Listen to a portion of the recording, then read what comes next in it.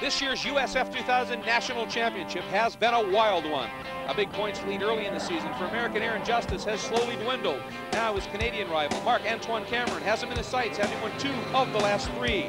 Meanwhile, American Ian Lacey, Ireland's Peter Walsh, and England's James Hansen continue to impress, all solidly in the championship picture. Today at the historic Watkins Glen, the question is, can anyone step up and separate themselves from the pack? We'll find out next here on Speed Vision.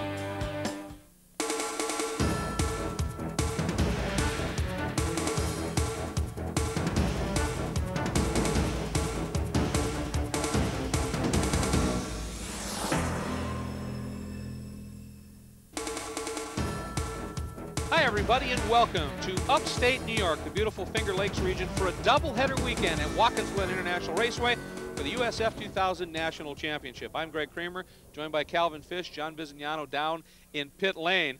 And of course, this series produces some of the most exciting and intense racing imaginable. This is their first visit here. However, at the preceding round, we want to take a look back. And Calvin, at Mossport, a young American, Ian Lacey, got his first pole. Well, he did, Greg. He did a great job in qualifying. Then he took that pole and got a great jump at the start. He started alongside the local favorite, Marc-Antoine Cameron. James Hansen had a great qualifying run also. Slots into third as they head down through turn 1. But in the early going, Billy Azzaro there had some trouble entering turn 3, got it off, and straight into the tire barriers. A very frustrating weekend once again for the Primus team.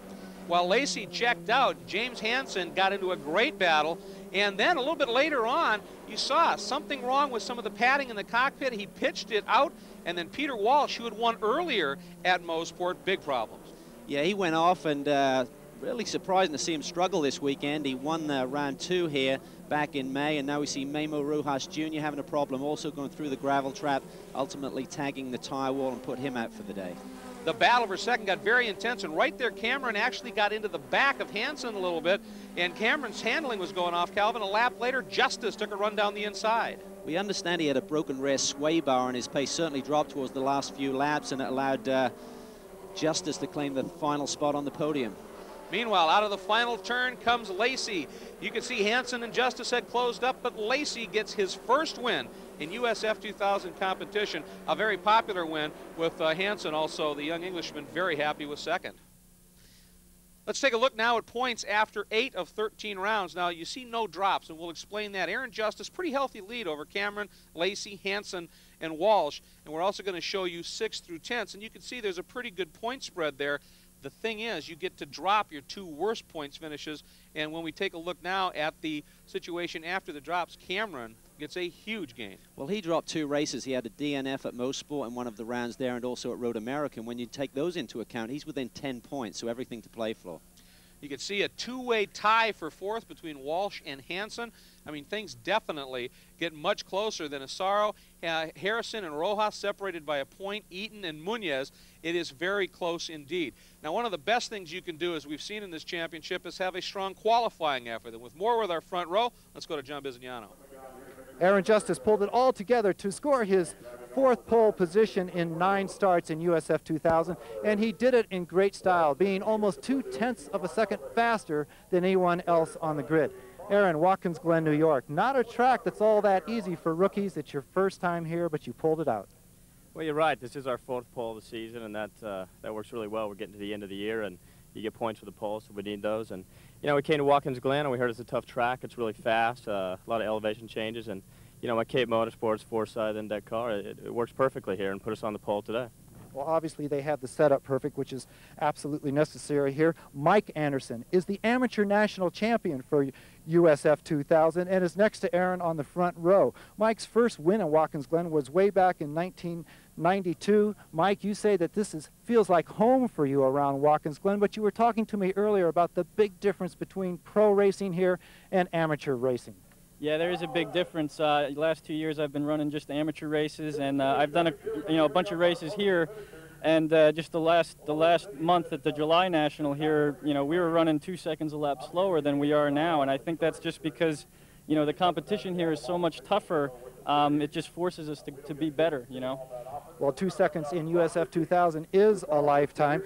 This second place qualifying of Mike Anderson is a little extra sweet to the USF 2000 fraternity.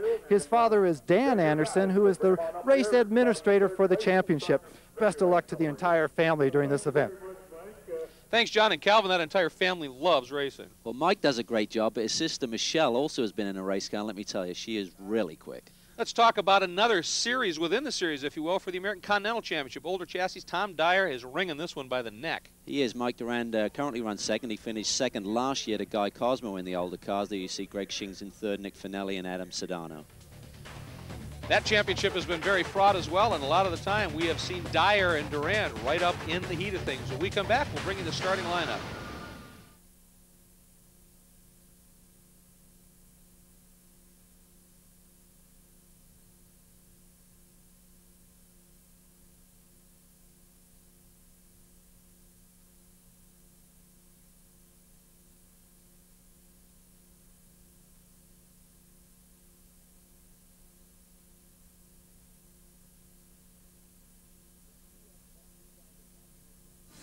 The USF 2000 National Championship, presented by Speed Vision, is sponsored by Yokohama Tire Corporation. Turn on technology with Yokohama Tires. We are back at Watkins Glen International Raceway, and a very strong USF 2000 championship field starts to head out on the roll-off. Now, Calvin Fish, we talked about this track. It's a favorite among drivers, and it's easy to see why. Well, it's one of the best road courses in all of North America, Greg. It's relatively low on grip, which means ideally you'd like to have a lot of downforce in the car, but you have some long straightaways, so it's really a compromise with the setup, but it has some great overtaking opportunities. Should set up for a great race here today. And that run up through the S's onto the back straight is fast, sweepy stuff. It is very exciting indeed. Let's take a look at our Yokohama starting grid. Starting on the front row, Calvin, it'll be Aaron Justice, as Biz said, his fourth pole, alongside Mike Anderson. Great story. Marc-Antoine Camerand alongside Ian Lacey, who scored his first victory at Mosport Park. Also getting his first victory in F2000, Peter Walsh got it at Mosport Park. He'll start fifth along, and Daniel Munoz, bit of a rebound for Dan. Memo Rojas Jr. will start seventh alongside Ari Leindyke Jr. with another good run. Starting next in ninth is our American Continental Championship pole sitter Mike Durand in the All Air Van Diemen. And next to him, Andy Lally, moving up to the F2000 ranks this weekend. On row 6, one of the ACC runners, Tom Dyer, always performs well alongside Jeff Harrison, another rookie from Texas. Starting 13th will be James Hansen, a little further back than we're used to seeing the young rookie from England, alongside Harold Prima of France. On row 8, we have Arnold Brigman from Ecuador and Greg Shings, one of the ACC runners. Next up in row 9, it'll be Guy Cosmo and James Eaton, the young Canadian. On row 10, we have Billy Azzaro, who had a massive crash in qualifying. We're unsure if he'll start this one alongside Georges Bourgeois. In row 11, it'll be Tom Seville Jr. and Carl Russo, both rookies. On row 12, Andrew Davis from Georgia and ACC runner Richard Zobak. Row 13 will feature two ACC cars, Chris Burke and Cliff Pickett. On row 14, we have Nick Finelli in a 95 Van Diemen alongside one of the Primus cars, Tommy Constantine. And in row 15, it'll be Nicky Fleury alongside Adam Sedano. And on row 16, we have Nicky Coelho alongside Paul Lasco. And in the final row, it'll be Mike Scanlon and Piero Rodarte, Calvin, actually starting a competitor's car. Well, he had a crash in practice, Greg, unable to get that car fixed, and he's picked up Joe Tizzone's car. He's currently 12th in points. Got a long way to go, but we'll get another good points finish here today. Well, they're continuing to work their way around on the pace lap. We're going to take a quick break. When we come back, we'll bring you the start at Watkins Glen.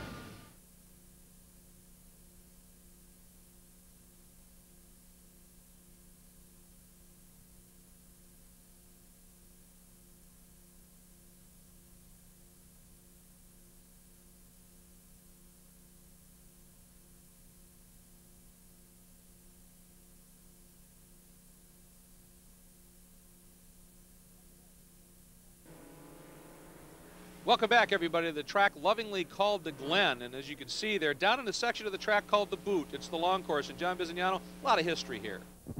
It's been since 1993 that the USF 2000 cars were on the long track at Watkins Glen. They've only used the short track since then, and the last race here was actually in '98. A lot of these drivers have minimal experience here. During the test and the practice day, rain. Only 20 minutes of race-type conditions for these guys to learn a very difficult track. They go from maximum speed, some 137 miles an hour, all the way down to first gear 3 different times. During this race, a lot of the drivers are actually going to become more familiar with Watkins Glen. And they're just now coming out of the boot section, Calvin, and heading into the last couple of corners. Well, you see Aaron Justice on the pole alongside Anderson. Now, Mike Anderson is used to the club racing tires. They're a little stickier, so it'll be interesting to see how he does in the early laps and whether he can get the tires up to temp and potentially be a factor in the first few laps here. But Justice is good when he gets out front and gets in a rhythm. Let's see if he can do that here today. Corner that just exiting turn 10 is absolutely flying fast. Then into 11, the pace car is in, under the control now of Aaron Justice as he brings the field onto the front straight of the Index Torco Van Diemen. And we're green, a nice early green. And oh, they fan out as they are wont to do in this series. 3, 4, 5 abreast. And look at Walsh, Calvin. A huge move down the inside. He's already from 5th to 3rd. Great move by Peter Walsh, but someone jumped out early there in the middle of the pack, Greg, and then the field literally fanned out, as you said, 3, 4 wide. And they come up now through the S's, very high speed, accelerating through the gearbox. Anderson slipped to 4th under the onslaught of Walsh. And look at Cameron and his teammate Walsh. They run different colors, but both running for Key Tours. Walsh running the Irish green, and look at the move he's making down to the inside. Looks like Justice was so concerned about Cameron that Walsh gets them both. A Key Motorsport sandwich there. Peter Walsh moves to the front. What a move from 5th all the way to the lead in lap 1. That's why you have mirrors on each side of your car. I think Justice was just looking in the left one. Someone off there in the middle of the inner loop there. I think it's Greg Schink, the 30 car may have gone off and slowed someone else. There may have been contact there. Georges Bourgeois, one of the ACC runners. They were in pretty close concert on the grid, may have come together or at least affected each other a little bit. Meanwhile, out front, Walsh leads it with his teammate Cameron in 2nd, then a bit of a gap back to Justice already. We talked about Aaron liking to get out front and get in that. Oh, there's the damage there. That is Greg Schink's in the 30 car. Damage to the left front. His day is done, of course. And he's going to be looking for a wreck to try and get that car off the course. Hopefully we won't see a full course yellow, but the field comes now down towards the end of the boot, and it's Peter Walsh up front. The 2 Key Motorsports cars been a lot stronger this weekend. Danny Munoz qualified 6th, and things are looking a lot better for that team. Shing's now trying to get out of the car, and it all depends on where on the tarmac that is, because if he's ended up on what they call the part of the short course they're not using, we ought to be able to stay green here. Walsh now diving through turn 10, and boy, you've got to use every ounce of the road, and they get right out to that exit curbing and then sweep into this final corner. That is a very fast switchback in these cars in particular. It's a great corner, Greg. You come through that left-hander, it's really fast, big transition back over to the left to set up for the right-hander on the front straightaway, and you see Peter Walsh is really hooked up at the moment. Now we see Lacey dive into the inside of Memo Rojas. That's for 5th spot. And that is Ari Lyondike Jr., and that is a stop-and-go penalty. Calvin, you mentioned you noticed somebody that looked like they may have moved a little early on the start. You have to wonder if that wasn't Lyondike. Well, you see some dust there on the exit of turn 1 now, Greg. I believe that's Finelli in the older Van Diemen. He's got a fresh engine in that car. I'm not sure how fresh it will be now, ingesting all that dust and debris from the gravel trap. And Prima's off. That looks like where you come from the long course onto the short course, Greg, and he's hit the wall there pretty hard.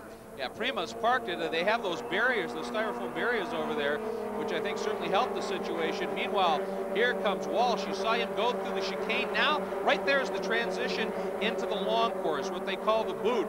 And you're heading now down the ankle and toward the toe. And this section of corners that leads all the way back onto that short course, this is what makes this track so great. Let's go back and take a look, though, at that move by Walsh. And there was Justice defending Cameron. Well, I don't think Aaron saw Peter Walsh coming. He was more likely protecting his line to Cameron and sort of like pushed him out wide. And meanwhile, Peter Walsh got a great run, got a slipstream up through the S's from both of them and took the lead. A monumental move. Now we see another replay of someone going wide there coming out of turn 1. And in the background, Nick Finelli taking the trip through the gravel trap. Yeah, a couple of guys dropping wheels. Finelli way off. And for Justice, I mean, on the grid when he looked, Walsh was 4 cars behind him. I can understand his surprise. But now Walsh 2 cars in front of him.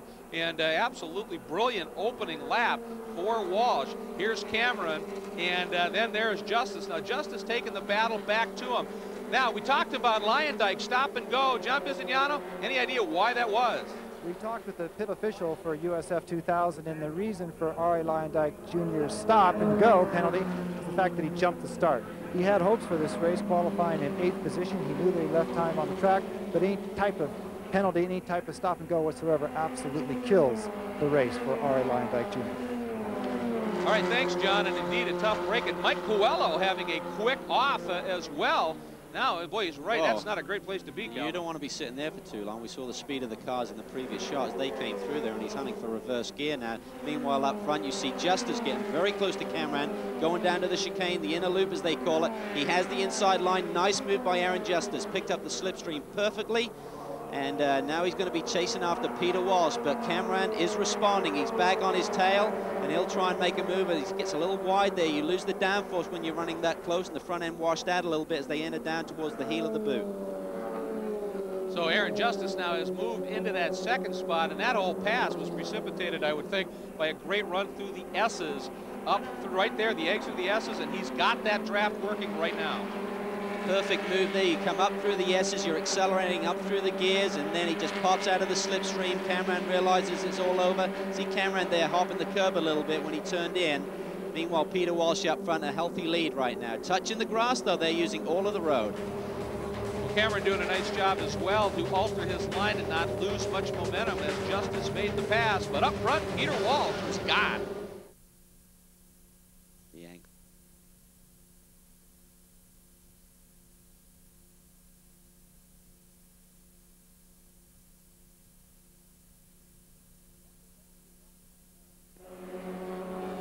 Welcome back to Watkins Glen, a sunny, warm day, as you can tell by the heat rising off the track.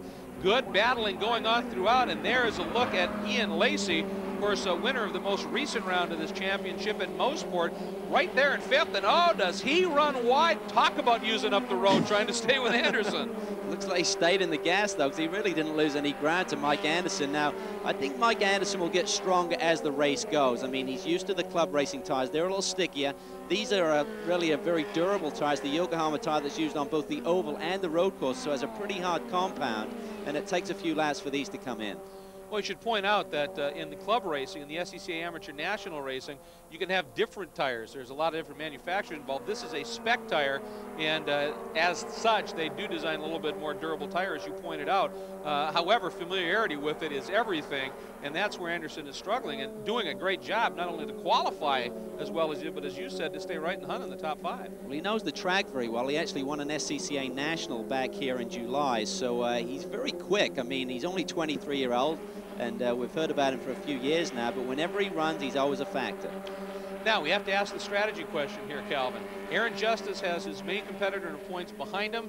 Walsh, who's fast but has struggled as of late, is out in front. Does Justice sit and take second, or does he try and go to the other win, keeping in mind he's got Cameron behind him? Well, I beat up on Aaron early in the year when he kind of went for points instead of scoring the win, but right now he's got to be thinking championship, Greg. I mean, as you mentioned, with the championship main contender right behind him in Cameron, there's certainly a fact to have him behind you right now.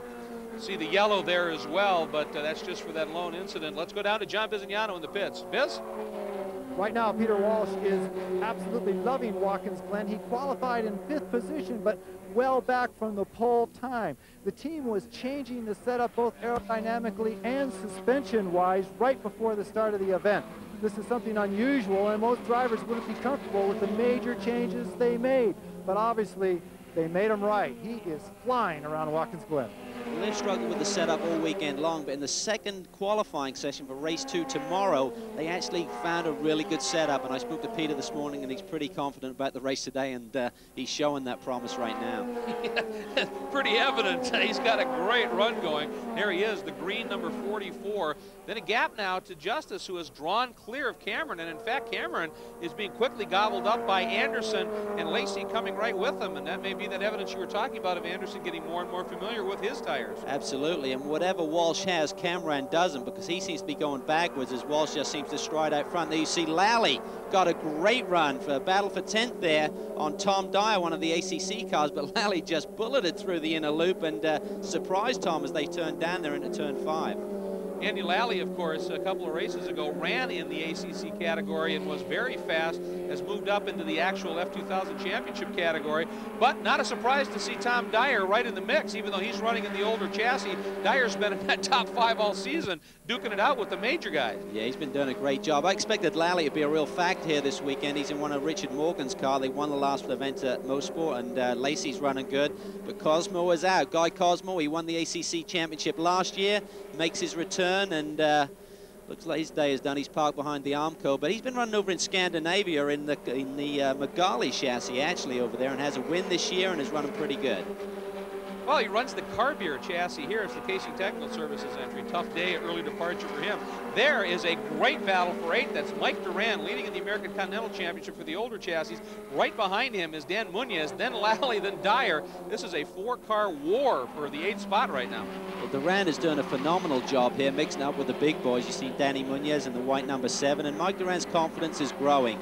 He's got some new team members this year, and they're really getting a good setup underneath him, and he's just really gaining confidence week in, week out, and realizing that he can do it on the upper levels of this sport. Very solid run indeed, and there's Dyer, who sits in the back of that group, and Dyer also running in the American Continental Championship category. Those guys have really been in the mix, as you put up, all season long. Now we've got some lap traffic. That's, I think, Georges Fourgeois. So working their way through traffic now comes Cameron, then the pursuit of Anderson, then the lap car. And that is, I think, Rojas and Hansen as well. So there's some good battles throughout. Absolutely. This is a battle for 6th and 7th. We see Rojas Jr. now heading down towards the boot. And Hansen has had a great run. He struggled a little bit in practice and qualifying. Qualified 13th.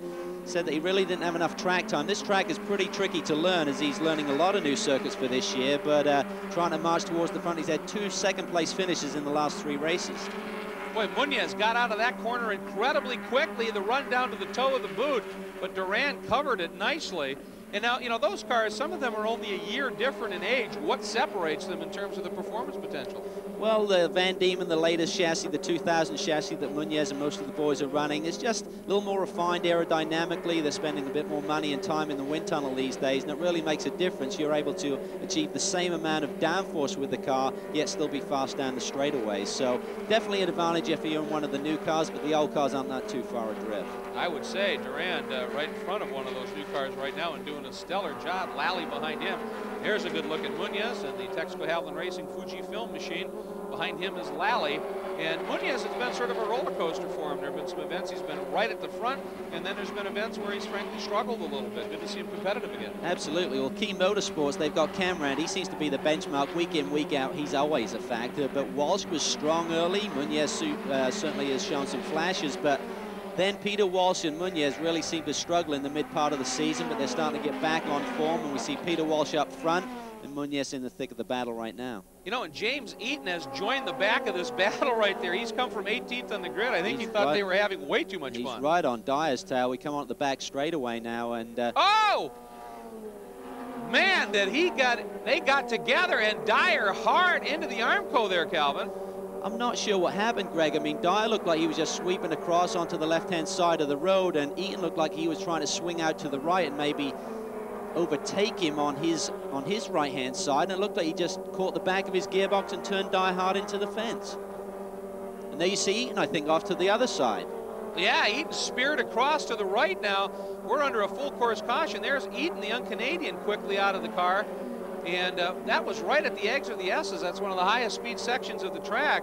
And you've got to believe that certainly wasn't intentional. I think there's just some misjudgment. He went out wide and tried to, oh. Yeah, I think what was happening, I mean, Dyer was essentially just using the normal line, and then right at the last moment, Eaton flicks back to the right and just tags him. So 2 things were happening. Dyer was using all of the road. Eaton misjudged the placement of the car a little bit and was trying to overtake him, and just tagged him at that speed. It doesn't take much. The cars are right on the edge, probably going about 125 miles an hour. Just misjudged the closing ratio a little bit, it appeared, and I tell you, at those speeds you could see what happens. So we are now under a full course yellow as there's Dyer quickly out of the car taking a look. You see Dyer taking a look because there's another round tomorrow, Greg. I mean, if that car's severely damaged, he may not be able to start on Sunday. So he's inspecting it. If it's bolt-on stuff, he'll be okay, but if it gets into the chassis, you see him there, he's looking deep into that foot box. Maybe there's more damage than we can see. Yeah, you hope that nothing got through and into that the tub there, because that could spell the end. There's the full course caution, and corner worker thinking some of the racers still carrying a bit too much speed. Rear wing there on Harrison's car, I think it was, completely askew, so we're going to have to monitor that carefully and see if he needs to make a pit stop, but it looked completely broken. Well, and there is Dyer frustrated as he's walking off track. We are now officially at halfway, 7 of 14 done here at Glen.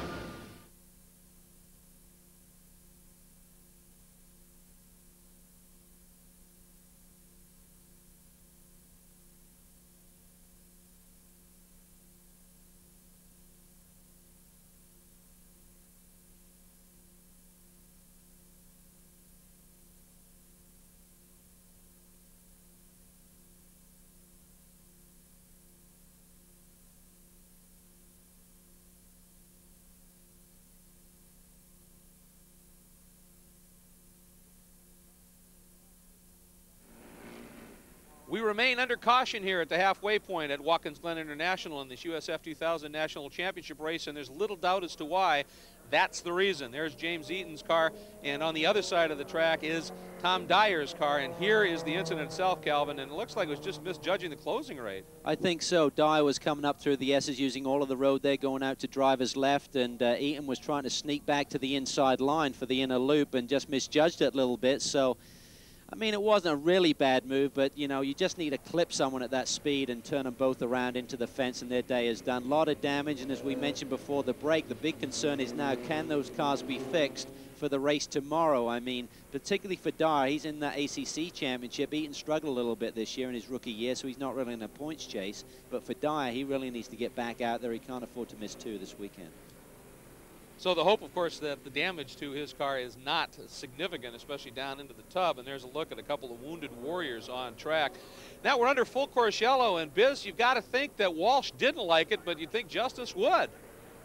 Well, we checked in with Cape Motorsports that, of course, runs Aaron Justice, and you may think they really wanted a yellow flag so that they could get the nose of their car right behind Peter Walsh, but they were totally confident. Aaron Justice was phoning in saying, I'm just going to let him get a little bit of ways, but I know that we can reel him in. Aaron Justice is very happy with the car, and before the yellow, he was confident that he could regain the lead.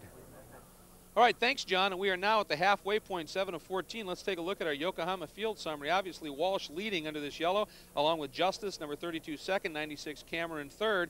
Good run for Mike Anderson, still right there in 4th. Ian Lacey in 5th. In the 6th spot, it's number 15, Memo Rojas. Then it's 21, James Hansen in 7th.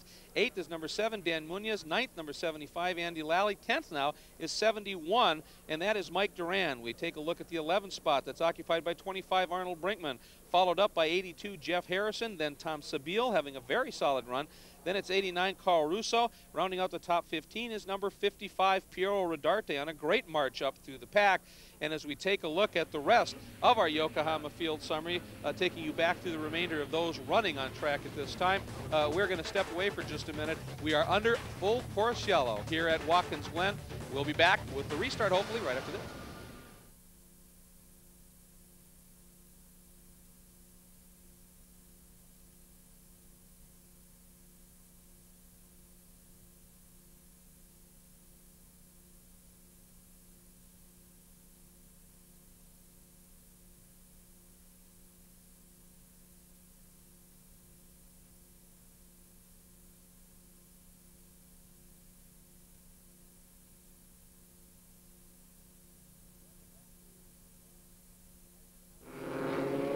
Welcome back to the Glen, and it looks like lights are out on the pace car, so we're anticipating a start. They've just come out of the boot section, the long course, heading up into turn 10 and then 11. We'll look for the pace car to make the move down into pit lane. And Calvin, Walsh here hasn't been up front for a while. What's going through his mind?